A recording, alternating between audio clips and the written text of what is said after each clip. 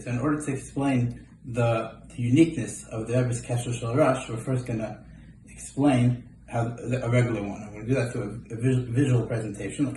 The Kadam writes that you can't, in order to learn the Kesher Shel Rosh, you have to learn from Ish Mipish, not from Ksav, because you're not able to learn the way. The Agav, on a side note, there are other Rishonim that do explain the Baruch Shamar in the end of his Sefer, and the Baruch Shamar is the Talmud of Ram Rothenberg. He's from the most fundamental Rishonim in the Chastam, if not the most. And he, in the back and the end of his Sefer, it's a Sefer of how to make Tefillin. He starts in the beginning and makes cloth, he goes through the whole process, then he says how to make Kesher, and he writes it, how to do it. And to be honest, I still haven't understood exactly how to make his Kesher, so we're going to stick with the Rambam's way. Anyway, so let's look at what I think, this is the most standard Kesher. I mean, there are different shapes of how the Kshar make, but this is the standard one that looks like a dal in this way. So if you look at the back, so we're going to focus on one point. You see this Ritzua loops through here and comes out. That's the only place we have to focus on right now. So, and it loops out, goes over here. Here we have Ritzua, which is the white or the back of the Ritzua, the fuzzy side or whatever, meaning the non-painted side. Let's put it that way. The back of it over here, and over it will go this Ritzua from this loop over the top, and it goes into this loop over here.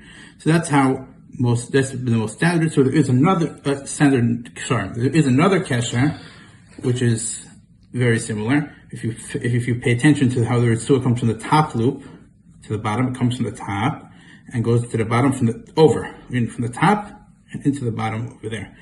But the only difference is that over here, this white Ritzua, the Ritzua that has a back stick facing out, not the top facing out, is going to be over it. They're the same meaning, but let's focus on this Ritzua, how it comes from the top loop to the bottom. It's going to come over the top.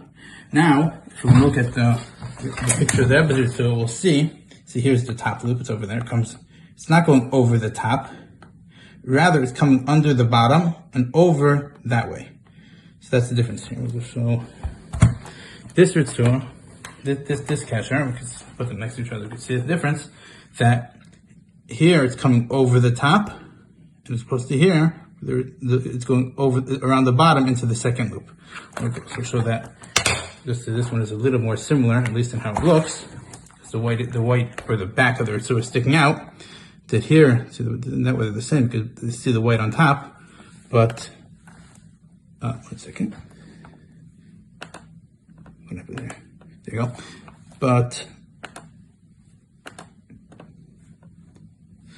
But you see over here, you see the Ritzua is coming out from the bottom as opposed to here. When it comes over the loop, it comes over the top.